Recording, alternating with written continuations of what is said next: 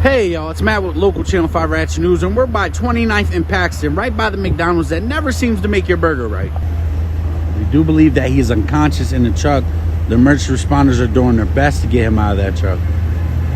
As you see, they got the bed there waiting for him. Make sure that you guys are okay in traffic.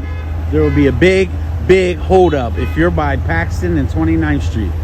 I know you see the emergency responders are trying to get through. The life team is here for additional help. Let's go. Harrisburg, we're quick on the job. We have all the cops around our SWAT area. We got a SWAT area fire and rescue here. This is a serious situation, y'all. Pray for this man.